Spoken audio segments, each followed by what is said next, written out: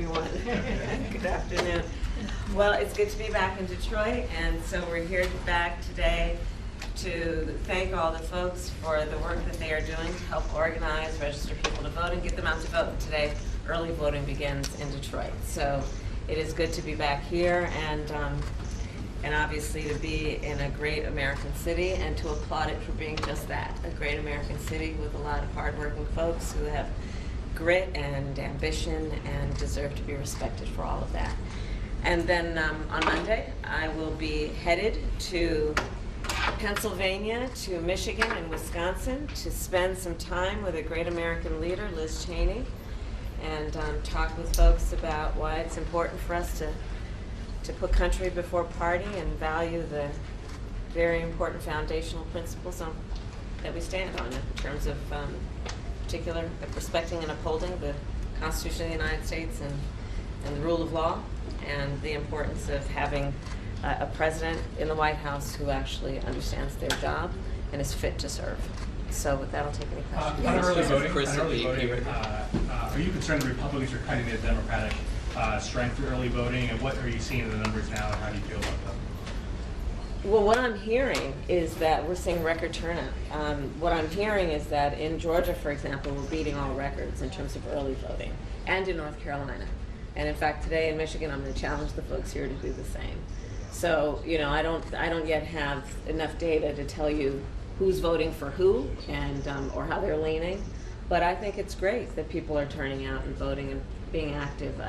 It's what we should all want, right, in our democracy, that people understand it's their civic duty, but also that they can make a difference. We'll go to Nancy at Bloomberg right here. Thank you.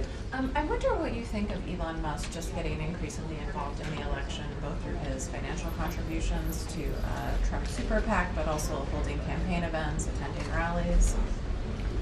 I mean, listen, I think that the most important thing that any one of us could do right now is pay attention to the issues that are at stake, and there's a lot at stake. We are looking at, as I say repeatedly, because it is true, two very different visions for our country. And Donald Trump has proven himself to be increasingly unstable and unfit, and he's trying to take us backward. He is someone who demeans the American people, who has no actual plan for uplifting the middle class, no actual plan that is about any sense of optimism in who the American people are and what we are capable of doing. And I think that that's really what's most important in these remaining, I believe it's 17 days of the election, which is focusing on the issues themselves and reminding the American people they not only have a choice, but they have the power to decide the future of our country through this election. Madam Vice President. Andrea right here at Reuters. So yesterday you called out Assad Turfi, one of the elected officials here in Arab American. He's faced tremendous backlash since you mentioned his name at the rally. And obviously there's a lot of churn and turmoil within the Arab American and Muslim communities here in Michigan. Do you think you could lose the election because of Gaza? And what, you know, overnight there were more strikes, 32 more people were killed in Gaza, some in hospitals. You know, how risky is it that you could lose the election?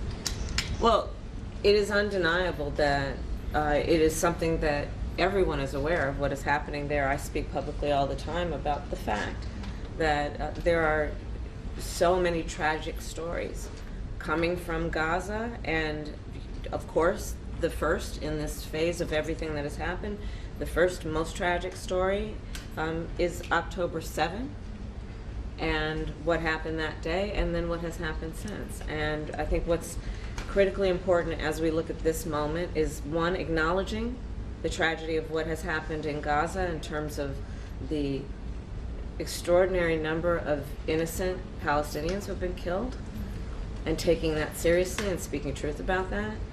In addition, of course, to what I said about what happened on October 7th in terms of 1,200 innocent Israelis being slaughtered, women being horribly raped.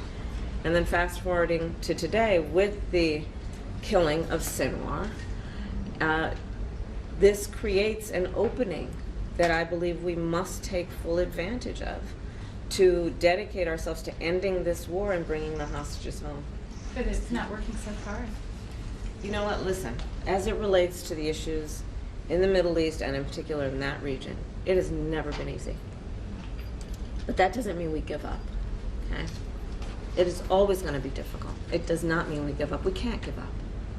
One more question. Yeah, Tamara, thank you. NPR. You've been doing some more sort of Trump rapid response. I'd describe it, responding to him in near real time in recent days. It feels like something slightly different from the way you were handling it before, and I'm wondering why that shift.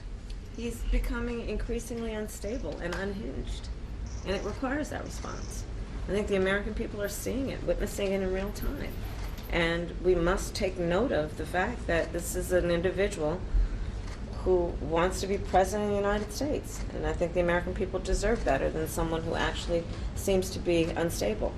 Thank you, Madam President. Thank you all. Thank you. Right this way. Thank you.